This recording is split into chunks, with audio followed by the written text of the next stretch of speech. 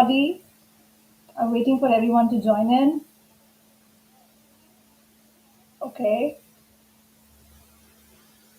So I'm Priyanka, your coach connecting officer, and let me begin by hearty Onam wishes. A very happy Onam to everyone who's joined us today. Today we bring to you another topic from Matrix, and this is the Coach Connect, a platform by Matrix. So, Coach Connecting platform is to share where we invite everyone who's been associated with Matrix, sharing their ideas, sharing the work they do, and also everything about the leadership and coaching, because coaching is an emerging language of the world. So, the world around us is changing, and there are amazing personalities around us who are impacting lives. So, today I'm going to welcome a nice guest, but before that, we're going to be updated with an interesting topic. So, new ideas, innovations, and approaches are an everyday thing.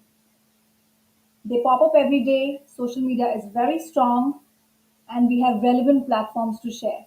So, our Coach Connect is a platform that is exclusively designed by Matrix, okay, where we share success stories which we've witnessed, the work of our influential people, the lives that they've been dealing to, the journey of people associated with Matrix, and more about the world of coaching. So, to be honest, I'm very keen to explore this topic today. This is our third webinar where we've explored a lot of topics together, and this topic is of great intrigue to me personally. And without any delay, let me welcome our guest for today, Shalaka Tambe. Shalaka, let me start with an interesting topic first. Is we're going to talk about leading from within, Navras for influential leadership. So, the audience who's joined us today, let me introduce Shalaka. Shalaka Tambe is a life coach and an emotional harmony coach. She's a speaker and an upcoming author. She's an ICF and EMCC certified professional coach, NLP practitioner, and an emotional intelligence trainer and a mindfulness trainer. She's recently completed her certificate course in Indian Knowledge Systems, the study of Upanishads. So this is Shalaka, very interesting for me, and now I know that why we are getting into this topic. And she's been a recipient of various awards for her excellence, such as Women Empowerment Coach of the Year Award 2019 by HRD Congress and Millennial Coach of the Year Award 2018 by HRD Congress again. She's also the founder of Evoke Consultancy, that's a brainchild, before embarking on a coaching profession full scale. She's also served as an HR head at various services and consultancy firms in Pune. Shalaka, how are you feeling today? And a warm welcome from the Coach Connect family matrix. And I'm extremely happy to have you today. And because of this topic, which is of my personal interest. Shalaka, we are unable to hear you.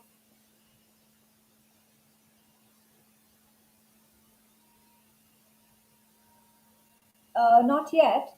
Take your time. Can you mute and unmute? I'm sorry, not again. Can we try one more time?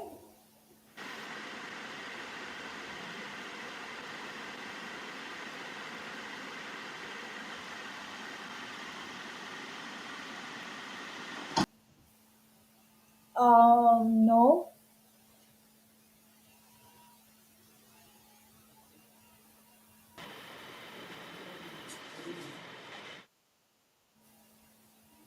Can we try one more time? Unable to hear you. We also have our audience who's joining in one by one.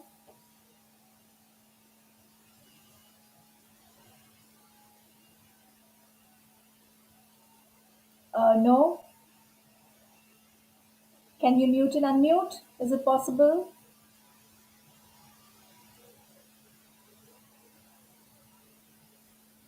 So while Shalaka joins us, we'll wait for her to join us. We're not able to hear you, Shalaka. Can you hear me? Can I request you to join again? Thank you.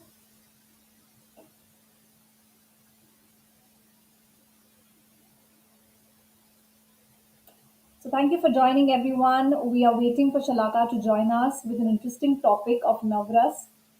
Based on her profile, it's been we're waiting for her to share her experiences of how emotional intelligence is important for leaders of today, and also how the coaches of today can benefit using emotions as an important tool in their coaching industry. We have Shalaka again. Shalaka,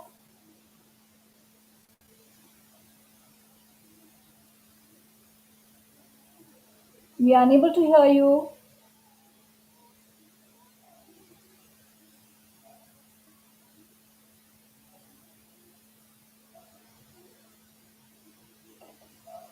Thank you for your patience, audience. We are waiting for Shalaka to join.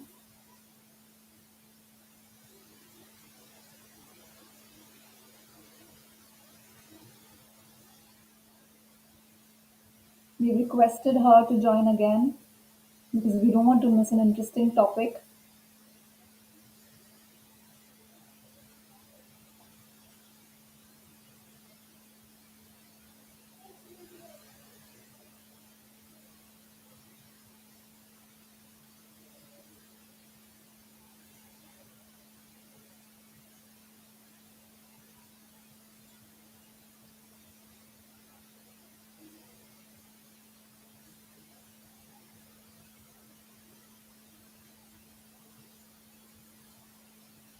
We're waiting for Shalaka to join us.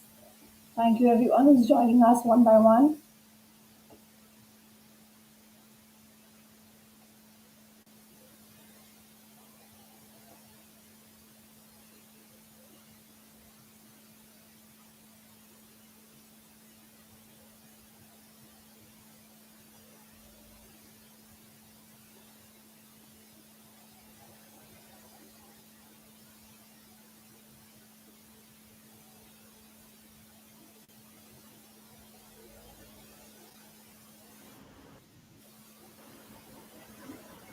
Yes, Hi Priyanka. finally. Yes, I can hear you.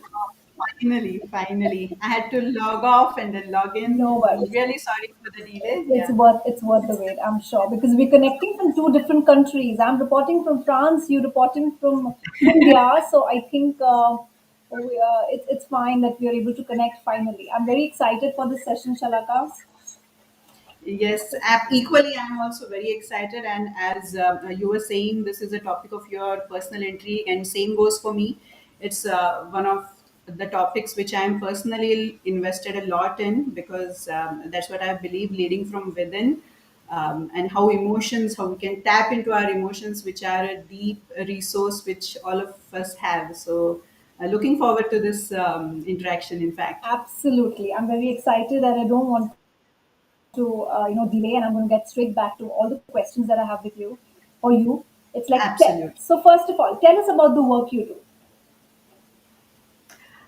Yeah. First of all, let me quickly again thank you and the Matrix team for inviting me for this topic, and I'm really grateful for this opportunity, and looking forward to having a wonderful discussion with you and the audience. And about me, I will briefly, quickly touch upon it as we have lost a few minutes for me getting to join this webinar. I'm a life coach, an emotional harmony coach. I've been in coaching profession for more than 5 years now, and basically because I love learning, I'm someone who believes in continuous learning. I'm also updating myself through the interest areas, and as you mentioned in the introduction, recently completed a very enriching and fulfilling learning journey of Indian knowledge system, the Upanishads, which Mm-hmm. are a great resource of knowledge for all of us. And prior to getting into the coaching profession, I served as an HR head at a services and consulting firm in Yes. Pune. Hmm. Then I did the transition into the coaching profession. And so this is in brief about what I do as a profession. And on a personal side, I think one of the most important work I do is of a parent as a mother, as you would Absolutely. also agree, because I think the journey of parenthood, motherhood is actually, the best learning experience as a coach. That's what I have found I out agree. through all Yes. years. And for a coach to keep learning and evolving, I think this is the best learning journey. So that I consider as a very important part of my life. So yes, these are the two aspects what I do. That's an excellent start because, as you correctly mentioned, that it is important to keep learning. So now that we are on it, I'm going to start with asking you, getting straight into the question and the session today. So tell us, your topic for today, Shalaka, is Navras, right? We call it as Navras. Yes. So why are we exploring this topic today? So tell us more about it. Yes. A very apt question. What is Navras and why are we exploring it today? So, briefly, quickly to touch upon what is Navras. Navras means the Indian way of looking at emotions, I would say that way. Okay. So Navras means literally nine emotions. Nav nine and rasas is emotions. Correct. The equivalent of emotion as per the Indian philosophy is the rasas. Right. So the Navras are the nine basic emotions which each one of us is born with. They are inherent to us. They are literally embedded in us. So these are the Navras. And looking at the Navras from an Indian philosophical perspective and trying to bridge where the Western and the scientific world comes from and from what is the approach towards emotions, emotional intelligence, emotional excellence, whatever you wish to call it, and how Navras fits into this, and what is the approach that Navras actually gives us to look at emotional intelligence and how to integrate it in our life. So this is why we are exploring this topic today. That how we can look at mastering emotions Emotions. and building emotional harmony from an Indian philosophical perspective. Oh, that's beautiful because I remember like a few years ago, Daniel Goleman got the concept of emotional intelligence parallelly, but I'm understanding that it also has emotions have also been deeply rooted in our Indian philosophy. So I think through Absolutely. you, we're going to dig deeper and understand how it's going to be. So it's quite interesting to know that you state that numbers are the tools, the way we are innately born with, and we can manage it. Okay, so how do we Yeah. do it? Like my question to you is, you mentioned about Navras. Okay, I read about sadhana. So can you elaborate more on it? Yes, absolutely. Now, see, for today's session, how we are going to progress is I'll now touch upon the Navras as a concept. Okay, What is the Navras sadhana as a concept? okay, Then we are going to explore into what is the path given by the sadhana for emotional intelligence and how it implies to us, especially in the corporate world, for the leaders, for the managers, even as individuals, for self leadership, for leading others effectively, by having the right influence, connecting with them better. How can we really achieve all this by walking the path of Navras and the Navras sadhana? So this is going to be the construct of today's okay, okay, discussion. okay, And to answer your question, what is then this Navras sadhana? So before we begin, let me just quickly give you, the nine rasas which we experience. As I said, the okay. nine basic Yes. emotions. So the nine basic emotions, which are, it is the hasya, that is Mm. the joy. Then we have raudra, that is the anger. Then we have karuna. Karuna can be interpreted as sadness or compassion as well. Then we have the fear, right? Then Yes. we have, yes, so all these basic nine rasas. For love, in our traditional systems, it is called as the shringar because love has many layers, many aspects to it, Absolutely. right? So Absolutely. shringar, the love. So then vibhatsya, which is translated as disgust. Okay. These are the basic nine fundamental emotions which all of us have inherently. And because we have them inherently, these are our resources. That's what we are going to touch upon. These are our resources, internal resources. Yeah. It's just that we do not know how to tap into those resources Mm. because of the many Yes. conditions, preconceived notions we have, the beliefs we have built about emotions, whether emotions are just a mental construct, but it is not. Emotions not are not just a mental construct, they are also a physical reality. That is Mm. why beautifully it is called as the rasas. Yes, Now, if you see what yes. is a rasa, it's actually, you can say, a juice, a chemistry. So it's the chemistry of our body. So the emotions impact both our mind as well as our body chemistry. And that's why if you see very thoughtfully, the name for the emotions is rasas. Yes, yes. Hmm. And that is where then the Rasa Sadhana concept comes. Now we Okay, will look into okay. what is this Rasa Sadhana concept. Yes. So you mean to say that we are through Rasa Sadhana, as I will elaborate, it's more of emotional excellence. You're gaining excellence over the control of emotion. Is that so? Absolutely, Okay, absolutely. okay, okay. See, our understanding about emotional intelligence and emotional excellence is mostly dominated by the scientific, work done and the Western philosophy. It is I more, agree. yeah, Yes. absolutely. And there's been great work done in that area, no doubt about it. It has given a doorway for many individuals to, to tap into the emotions, but the Yes. approach is slightly different when it comes Okay. to emotional intelligence. So what does rasa sadhana tell us about them? So let's start with the word itself. Rasa and sadhana. Rasa is emotions, and sadhana literally translates into discipline or a practice. Okay. So rasa sadhana is discipline of emotions. It's emotional discipline or emotional practice. Practice. Okay. Okay. So there are two aspects of rasa sadhana. First is emotional discipline, emotional practice. Hmm. That means if you really want to master something, if you really want to harmonize with any aspect, you need to have a discipline, you need to have a practice of it. This is the first aspect. The second aspect comes from what does rasa sadhana then achieve. So it is rasa sadhana is also from the yogic perspective, from the world of yoga. Yes. It is also union of emotions. So yoga means Okay. union. So union with Yes. your emotions. So Yes. ultimately, what you are supposed to achieve is the union with emotions.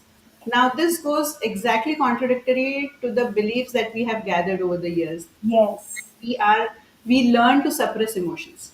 I We agree. learn, I would not trust that. yeah, Yes. we learn to put them at the background. Yeah, that is how we were taught how to manage. Manage is by Exactly. suppressing. Yes. Yeah, yeah, yeah. Exactly. Go ahead. Yes. So emotions are to be suppressed. Hmm. Whereas here it is beautifully said that emotions, you need to be in union with your emotions. So it is a yoga of emotions. So rasa sadhana is emotional discipline as well as yoga of emotions. Okay, okay, So okay. these are the two lenses from which rasa sadhana operates. Now it says that if when you walk the path of emotional discipline, then the byproduct and what you get will be emotional excellence and emotional intelligence. I agree. Yes, yes, yes. So this is how it connects the dots. So then what do you mean by, then the question obviously comes, okay, rasa sadhana, but what is the sadhana that we are supposed to do? What is the Yes, discipline that we need to bring? yes. So the answer lies again hidden in the explanation or the discussion that we did, that emotions are not to be suppressed. So that means the sadhana is not about the suppression, it is about the expression of emotions. Expression. What Okay. we do not learn is how to functionally express the emotions. That's Emotions, right. yeah, so emotions are a resource, how to use those resource functionally, how to express. So emotions and expression, absolutely, you can say go hand in hand. They are the two sides of the same coin. So the discipline is about learning or practicing how to express the emotions. Express it. Yes. Because That's most right. of the times the conflicts, the turmoils that happen are not because of the emotion, but it is because of the expression of emotions, how it got expressed. So sadhana teaches you that. So this is the basic Okay. path which is Okay. given. Yeah. So, And then so, it so, leads to um, so I emotional think, intelligence. yeah. Sorry. Go ahead. Yes. Yeah, Yeah. yeah, So please. yeah. So I'm enjoying this conversation because Shalaka, you mentioned that we all are born with it. So each one of Yes. us is a unique construct. So is Yeah. it as we go deeper with these concepts, Hmm. considering the theory of individual differences, where each one of us is a unique entity, is it possible to learn and unlearn our beliefs and perceptions, our thoughts? Is it possible to learn and unlearn? Absolutely. I mean, to take the discussion ahead, if you see, to unlearn anything, first of all, the notion needs to be challenged. And when you raise your awareness about emotions from the lens that we just discussed, that emotions need expression, not suppression. This itself challenges the learning that we have gathered over the years that I have to suppress my emotions. Right. Once your awareness is at a level where you know what are emotions, where they come from, what is their intent, what is their purpose, and they're here for a reason, that itself shatters the first misconception about emotions, that emotions are dysfunctional, Yes. or emotions need to be suppressed. You have to keep emotions aside for rational thinking. If you want to make better decisions, do not be emotional about it. Yes. Yes. Yes. If you want to have better choices, then keep emotions out of it. So the process of decision making, the process of choices, we always tend to rationalize it a lot. But the mind is not just made of thoughts, it's not just a rational mind. The mind Very good. basically is thoughts and emotions. Yes. Yes. We Yes. need integration of both. And just as the and rather I would say that what Rasa Sadhana does is for us is what meditation does to our mind and to our thoughts. through Yes. meditation through meditation we learn how to be aware of our thoughts, we learn how to control our mind, we learn how to create a distance between thoughts, we learn how to drive the thoughts. That is what meditation teaches us. Similarly, Rasa Sadhana, that is the discipline, emotional discipline, teaches us how to tap into this. So, Oh, what so meditation is for thoughts, Rasa Sadhana is for emotions. yeah, we've got an interesting interesting question from an audience right now, Shalata, which talks about what is the rasa? I mean, which is the type rasa for self-destruction, and how can we be more mindful and be aware of it? We'll keep taking questions as and when we receive it, and considering the time. But then, Absolutely. can we address this question from our dear audience? What's the Yeah. rasa for self-destruction? Rasa for self destruction. Now, uh, I would say that it's not about which rasa causes self destruction, or which rasa leads to self destruction. It's never the intent, or the emotions were never given us, where they could become dysfunctional for us. It's only when we are not aware of how to use those rasas to our benefit in a functional Yes, way, that leads to, now self destruction is again a very strong word, but I'm interpreting is that it has some negative impact on us. right. So Yes, yes. any emotion, even a desirable or an undesirable emotion, can lead you to a path where it impacts you negatively if you do not learn, if you are not aware of, how to be functional, how to express them functionally. So the Right. rasas do not really lead us to destruction. It's our understanding and it's the way we express How them in our we, lives and situations. So that's how, I would like to answer that question. yeah, thank you, Shalaka. What you mean is like, they're there. It is just how we interpret them and how we use them as Absolutely. tools and how we Absolutely. express them. And maybe Exactly. what they also want to know is maybe how can we be more mindful and I think be aware of it. So I think we're going to cover that in the next couple of questions about awareness and being Absolutely. mindful of it. Okay. So this topic clearly today, as we have aligned it to the leaders and coaches. Okay. So how could this concept of Navras, okay, help someone who is playing a specific work role, for example, as a manager or a team member or carrying a leadership role? How could it help them, or how would they apply? Yes, that's a very good question, because that is also one of the areas which we are going to address today, leading from within for for effective leadership. Now, to address this question, I would actually like to take a macro level understanding of it, and then at an organizational level, and then to an micro level at an individual level. So, because in today's context, I think it's even more necessary and important to focus on the emotional intelligence or the emotional composure. And why? Because I think there are three aspects which are, three factors, I would say, which are really weighing down heavy on what's happening today in the organizational ecosystems.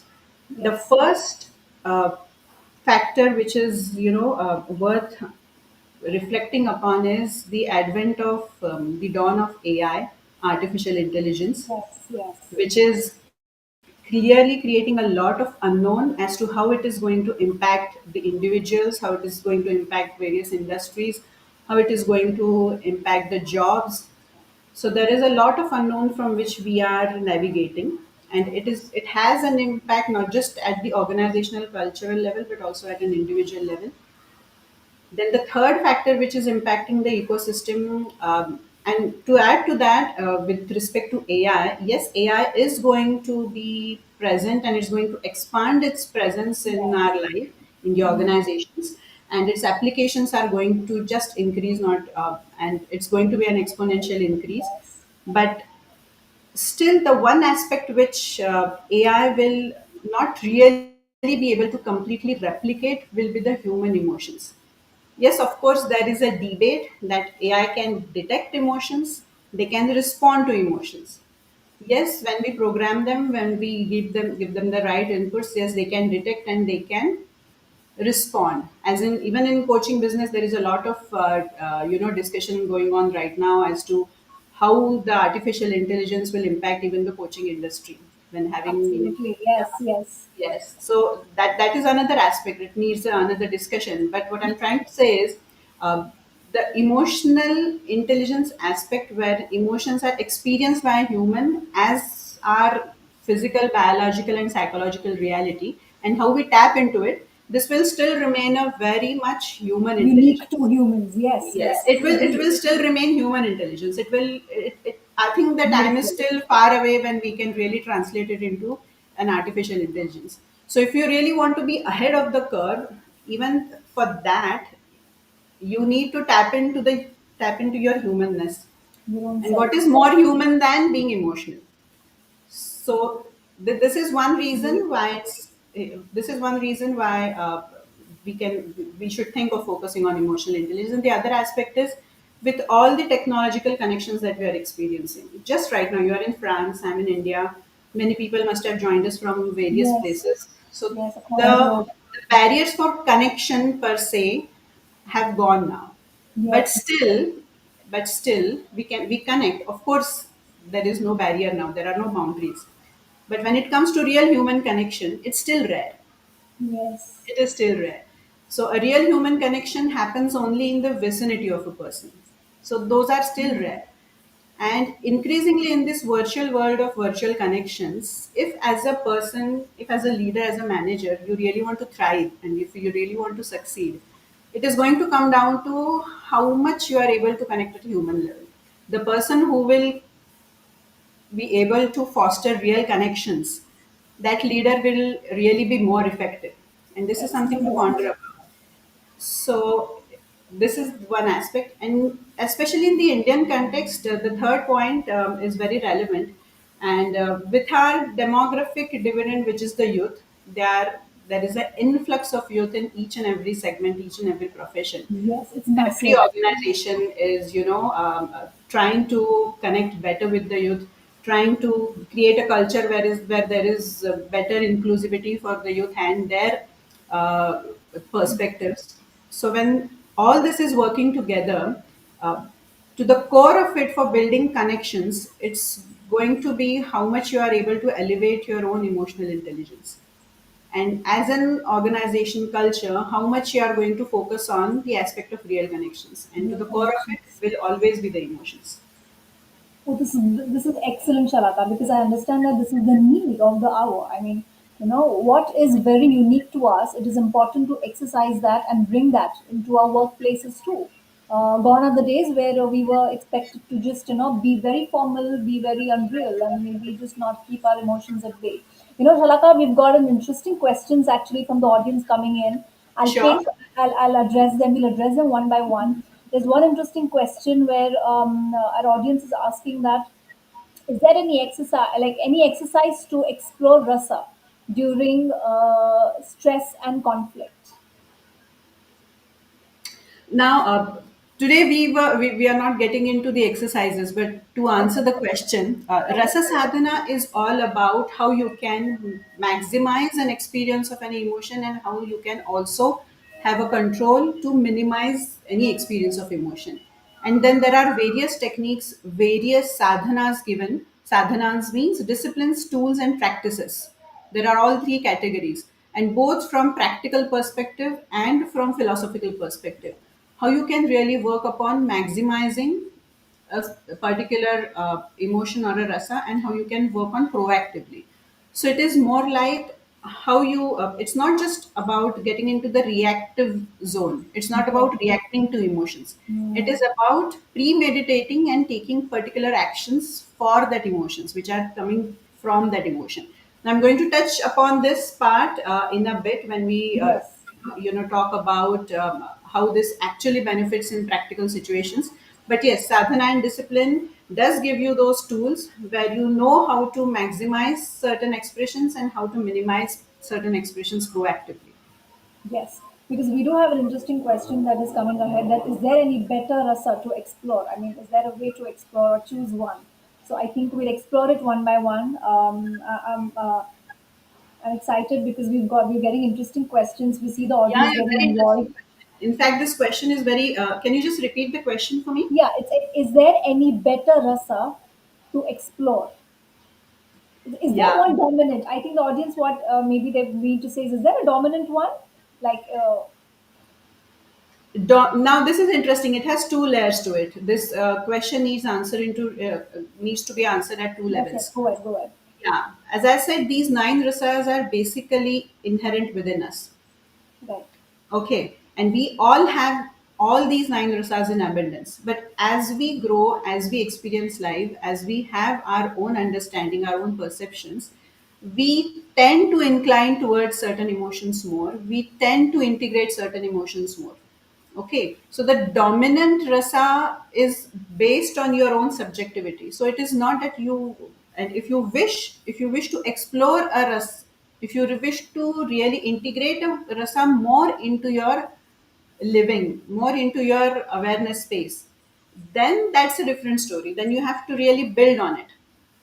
But if you ask me that if there is any particular rasa which one needs to explore, I would rather say all the rasas need our attention, all the rasas need healthy expression, because the situations are going to be different, life is going to evolve. Sometimes you are going to be in a joyful state, sometimes you are going to experience turbulence, uncertainty. So there are going to be many situations which will demand from you to get in touch with the particular rasa which is dominant in that phase, and be aware of how to express it healthily and how to really navigate through those rasas with more awareness. So this is actually the crux of it. And yes, you can decide and you can build on particular rasas as per your temperament, Yes. as per your understanding, and as per your particular personality. That this is amazing because this evokes a lot of curiosity, and I'm realizing that it's a core concept for everybody of us, everybody for all of us to imbibe really, with the way we are, the world is growing.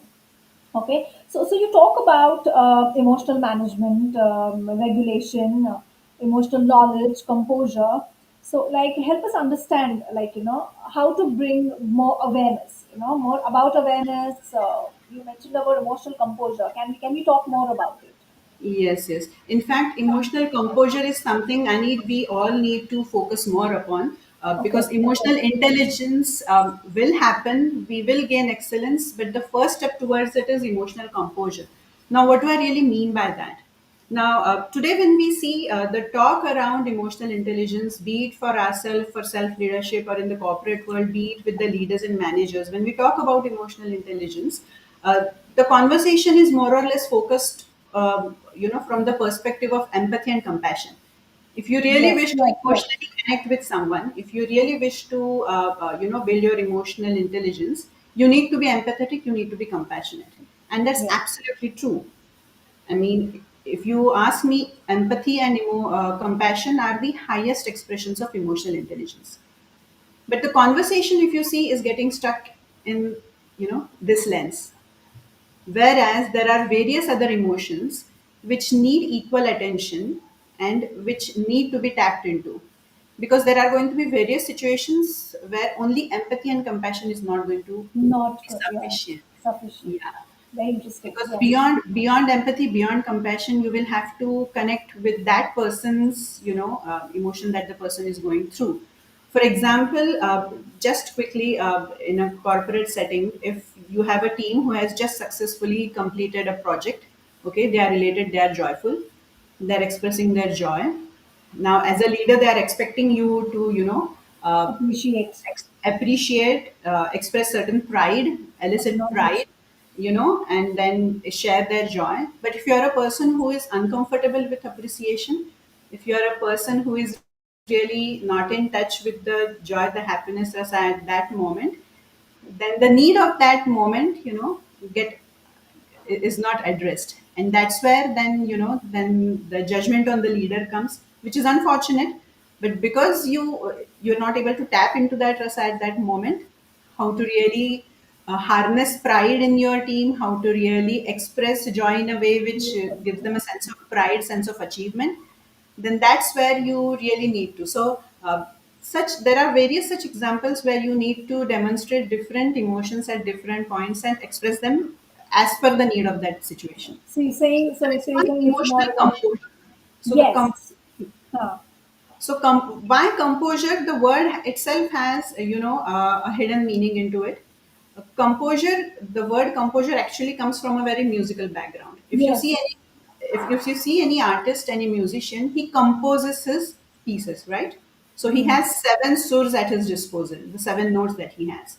So the seven notes are a constant, but he creates and he works and plays with those seven notes, yes. all the seven notes, and he knows which note to use when, and then a beautiful composition comes. Similarly, for our emotions, we have these nine emotions. We need to know when to tap into which emotion. We cannot just rely on empathy and compassion to work for us every time if we want to connect with someone.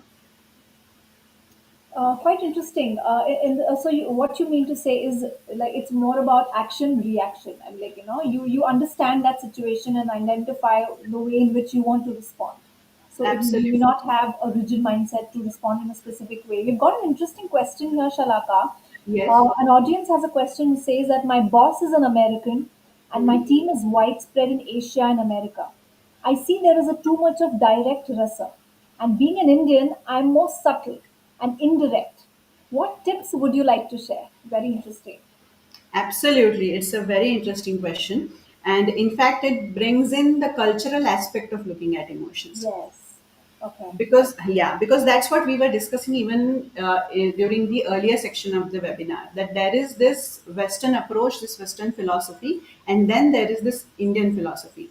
Now most of us, I'm assuming the one who is asking the question is more aware about the emotional spaces where he's able to say that I'm more subtle with my emotions, Yes. and then from the other side the person is experiencing a very direct approach. Now Correct. this is where the cultural lens of looking at emotions comes into picture.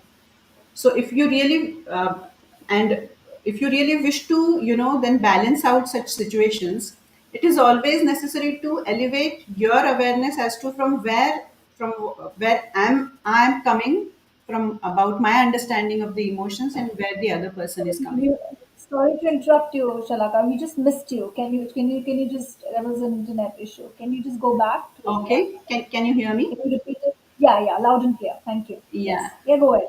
Yeah. So I was mentioning about this interesting question that it brings in the cultural lens of looking at emotions. How do Yes, yes. various cultures look at emotions?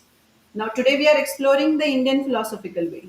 We already know what is the Western approach. We already know how we are, supposed to regulate our emotions. The focus is more on regulation, emotional Yes. management. Yes. So Yes. emotional regulation, emotional management for self in social situations, in your workplaces is what the stress is more about. Yes. Yes. Yes. Yes. Whereas from our perspective, from an Indian perspective, when it comes to emotions, there is inherently a subtlety when it comes to us. When it Okay. comes to, yeah, and if we deep dive into this, we will come to understand what are the roots for it. But yes, the cultural lens of looking at emotions is very important. And by elevating your own awareness about from where am I coming into this conversation and from where the other person is coming, helps a lot in dealing with such situations. So maybe this person who has asked us a question, maybe can he tweak or maybe change the way he communicates, or how is it like?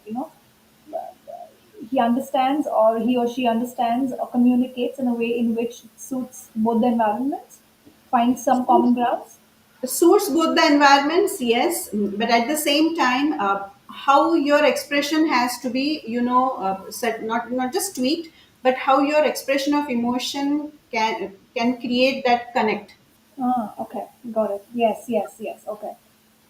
So your expression of emotions should be such that the the thing which you are trying to convey, or what you're trying, the point Yes, you're trying to get across, how do I need to then work on my expression, which will right. ultimately lead to connecting better. Absolutely. Thank you. Thank you for answering, and thank you for this question. I mean, it has opened up a lot of different angles to really understanding this Absolutely, question. You absolutely. know,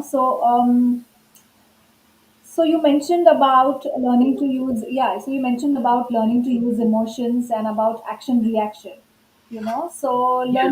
so you mentioned about learning to use emotion as an action rather than.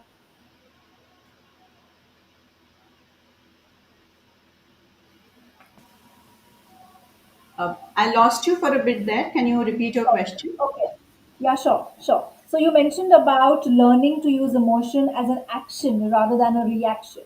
Do you Yeah. want to talk more about it? Yes, absolutely. In fact, we just touched upon one of the examples where I was Yes. mentioning, a team who is jubilant about a project and all, in such situations. Similarly, in the practical day-to-day life in an organization, what do managers and leaders, really face most? Why do people come to them? They come to them for decisions, they come to them for clarity, they come to them, to give them better directions at what they are supposed to do. And there are various situations which a leader, a manager, experiences on a day-to-day level. Now, there are also certain difficult conversations which leader knows that he has to undertake. It could be a feedback session, it could be an appraisal review where it's going to be a difficult situation. So, when a situation where there are going to be difficult aspects discussed, then it is wise, and this is what Rasa Sadhana helps you in achieving, as to premeditate the emotion. Hmm. By premeditating the emotion, then entering the conversation, which then cuts you from the autopilot reactions, the reactive mode. You know already, I am going to have a difficult conversation today with someone. You premeditate that. Some, maybe there would be emotions flying high through the meeting. There could be disappointment, there could be anger. So all these things are going to happen. But now that you have premeditated, you can actually come out of the reaction to action mode. You can Yes. decide upon your action, that how am I going to express my Yes. anger. Am I going to express it as a disappointment? Am I going to express it, as an unsettling thing? How am I going to express that particular feeling, which I know I'm going to encounter? So coming out of that reactive zone and then premeditating that and becoming and making it into an action, premeditated action. That's where the beauty of disciplining your emotions. And this just doesn't happen overnight. That's why the word sadhana. You have to Sadhana. keep Practice. practicing this on a day-to-day level. You have to be aware of your autopilot reactions. You have to be aware of how usually I respond, and how I need to take a step back and premeditate my action with respect to, because emotions are nothing but energy in motion. So how am Motion. I? So Yes. how am I going to use this energy? Am I going to use this functionally or dysfunctionally? For functionally, using it functionally, I have to be in action mode, not a reaction mode. Beautiful. Shalak, I'm thoroughly enjoying this session. I'm sure our audience too is. So now we are talking about its relevance to the corporate culture, the leadership roles. So highlight about its significance, say for a manager, for example. So let's get into to the details. So how could it help them to build a team? Uh, See that there are two aspects to this. Today, if you see in organizations, the leaders and managers are required to wear many hats, not just lead, not just Yes. manage. They are required to be. coaches, they are required to be mentors, they need to coach their team, they are expected to mentor, and they are expected to acquire some basic skills in coaching and mentoring, even if not the, even if they are not fully professional coaches. Now they are expected to display some skill set as a coach, some skill set as a mentor, and need to have this dialogue with their team. They need to build their team. So with the question that you asked, how can they build the team? Now coaching and mentoring is playing a very big role nowadays, and this role is Yes, going to increase more and more. As you rightly said, coaching is becoming the new language of communication, and this is a reality which is going to expand even further. So, if you wish to integrate the essence and some elements of coaching and mentoring into your leadership and your, your managing style, I think it's going to benefit you in at many levels. And there are certain things which you can really benefit when a leader becomes a coach. What all shifts happen? And what all shifts happen which ultimately lead to a better team bonding, better team building, better relationships professionally. So if I can just take you step by step through what happens when a leader becomes a coach. Now a leader, when first just was a leader, then he becomes a coach. What does it mean? He has gone through his own certain level of transformation. He's getting in touch with his whole side of the mind, the thoughts, the emotions, and everything. And he himself or she herself has gotten through some transformation. And that is evident with the change that the people see around them. So for a leader to not to come out as preachy, it's very important to show that they themselves have evolved.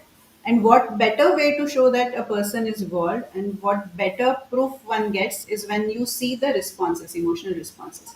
As I was mentioning earlier to someone, that the irony with emotions is we feel we need to suppress them, we don't need them, they are not good.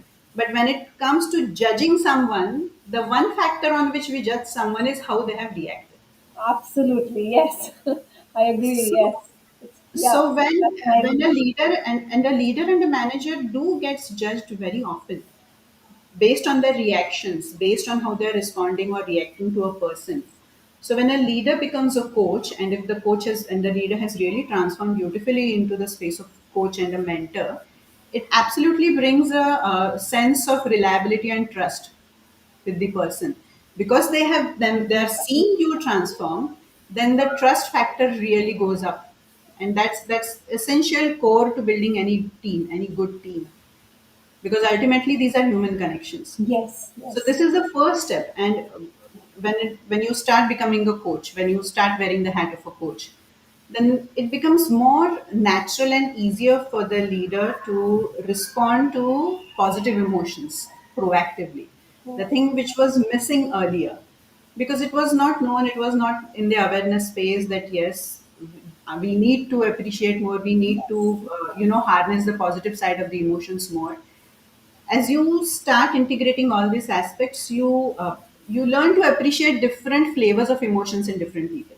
It becomes very natural. It Yes. becomes very natural for you. You don't have to really work hard towards it. When you integrate Yes, this as a leader, you become more open towards accepting different expressions of emotions. that's an interesting one. Yes. So that's one evolution which is quite evident, and then it reflects and reflects upon your professional relationships, reflects in the bond that you create with your teammates. Then ability to express the emotions without dysfunction, this itself has a huge impact and influence on your team members, I because agree. these Yes. things cannot be objectively measured. There can never be a survey which will capture all Yes. these subtle elements. But when a leader himself is operating from a space of awareness and is giving an example of how expression of emotion can be functional, it reflects and rubs back on your team as well, because that's the energy you are creating, and that's how you uplift the whole team with you.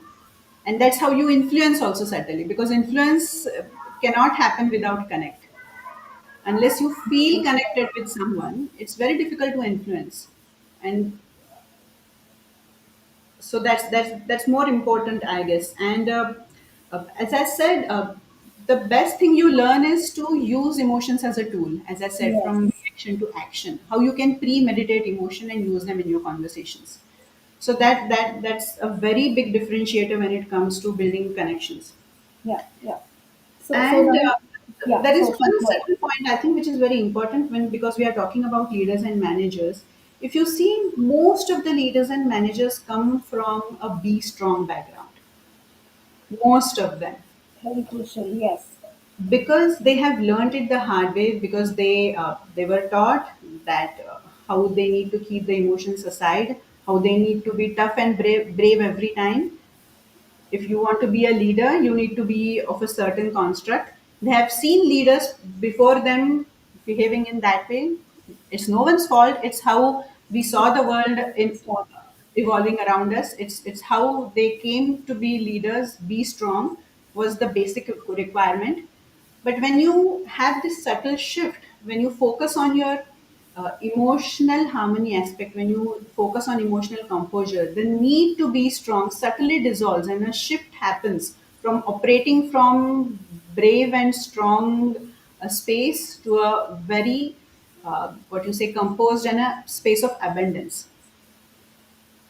And this subtle shift then actually is a huge release for the leader and a manager as well, because they no longer need to be, in that mask of a strong person. They can be vulnerable with their emotions. They can easily entertain others vulnerabilities. They know how to navigate through them, and it opens up a space of abundance. That's why I said emotions are a resource of abundance. They are abundantly within us. So any situation can be dealt with, and any relation, real connection can be fostered if we focus on this aspect, which we rarely do as we should be. Beautiful. I mean, Shalaka, this is a very poignant topic that I understand. So I understand that this is important for leaders, all kind of people who are working together as a community or surviving as individuals, as we as being as social animals. So I think Yeah, what is important to us is bring forward these emotions, deal with them properly, and express it in a way that is makes you happier and also helps you to be around with the group and absolutely, bring bigger changes. absolutely. I feel that there's going to be a lot of questions, but I also want to respect your time. Don't want to miss what you usually ask every time. It's my favorite question. What is to be like a coach, Shalaka? You yourself applying this beautiful concept at work, and tell us about how it is to be a coach and your journey with Matrix. Huh. So how it is to be a coach? That's a very interesting question.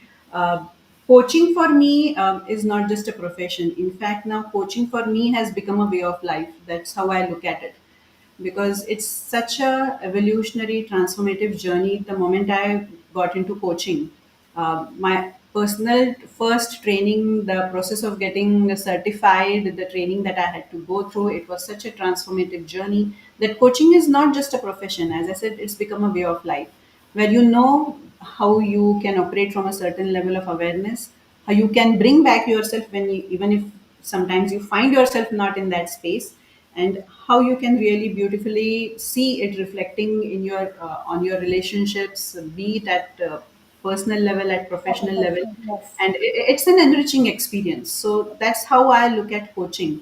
And for how is being the journey with Matrix, as I said, the transformation, the personal transformation, in fact, started with the association with Matrix.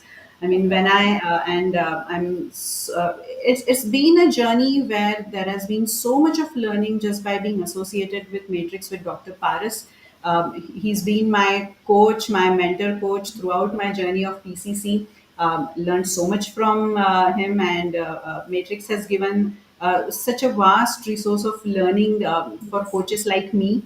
And even today with this platform where we can bring our ideas, we can Yes.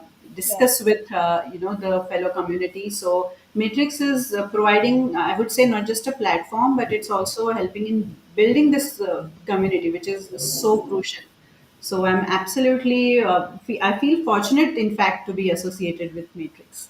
That's beautiful. Yes, and I'm sure, your journey is a great example for all of us today to listen to you, and it's very helpful for all the coaches who have joined us today, and also the one who are wishing to be on that path. We know that you've gone through the ICF journey, and we want to know about its credibility quickly. If you can help us, why it is important to have be an ICF coach, and what is your message for our coaches before we share our closing password? Yes. Yeah, yeah. As you said, I will briefly touch upon it because I think b- uh, being associated with ICF itself, being a certified ICF certified coach itself brings a certain level of credibility, especially for the coaches, for individual coaches like me. Because see, coaching is a profession where trust and credibility matters a lot. And for me to approach a client, for me to be recognized as someone who can really be of any support and value addition, having that ICF credential plays a huge role, because that establishes you. Because ICF being one of the leading organizations in coaching professions, they are Yes. leading the way. They're the most known organization globally, most followed, I would say, because they Yes. have because of their standards, their ethics. I think Absolutely. it's they have made their mark. And when you have that credential, when you are certified ICF coach, it really brings a credibility to your own profession.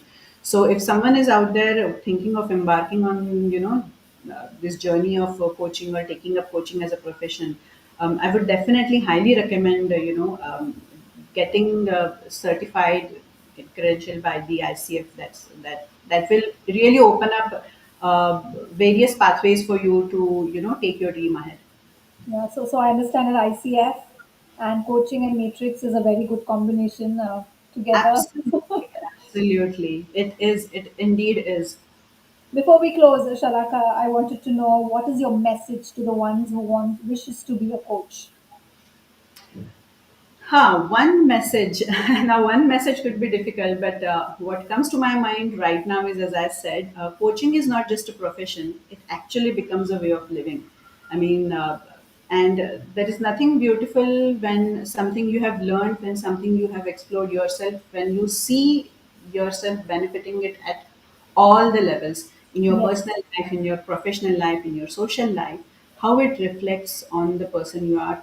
And as I always say, every stage of our life requires a different you.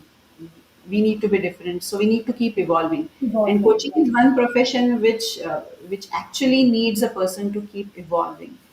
And when you partner with someone and witness their journey of their transformation and evolution, it's really Inspiring. something more meaningful and brings a certain purpose to your life. So I think that's how I would like to that's one thing I would definitely like to share with Very helpful. individuals who want wish to become coaches. Yeah, It's a way very of helpful. life. Very helpful, Shalaka. I mean, it was a very amazing session. I personally loved it. For the participants who've joined us today, I'm sure that you echo my thoughts, and I'm echoing them also that it has been a very enlightening session.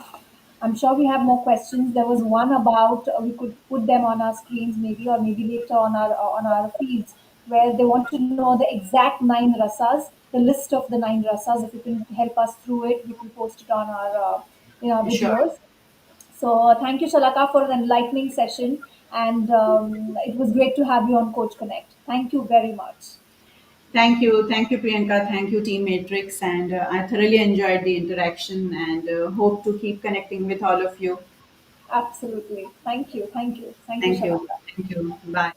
Great audience, thank you for joining us today. It was, I'm sure, a very interesting topic. I appreciate your participation with all amazing questions. Please post on your questions. We'll ensure we'll get back to you. We've tried to cover as much as possible, but we have the closing password that's coming in. If you've registered for the free ICF CCE certificate for this webinar, the closing password is capital R, small y, JPQJ. It is appearing on our screens. That is a closing password for a session. And Matrix is coming upcoming. The upcoming batches for Matrix is the 3rd September foundational become an associate coach that goes for 3 months. Then 16th September, the life coach certification, ICF accredited and mindfulness practitioner trainer series 1, level 1. 25th September, life coach certification, ICF accreditation again with training level 1 program that is for 7 weeks. You'll find all these details on our website if you want to give it a go. And 30th September, become an associate coach, foundational and advanced from 4 to 5 months. Thank you for joining us today as we talk, we explored this topic. We're going to come back with another exciting topic, which is in tune with coaching, leadership, and everything about it. So, thank you for joining us today. Thank you for your patience, for waiting for us, for Shalaka to join. So, see you again. I'm your Coach Connecting Officer, Priyanka. I'll be seeing you next month for once again a fantastic webinar. Thank you, everyone. Thank you for joining us.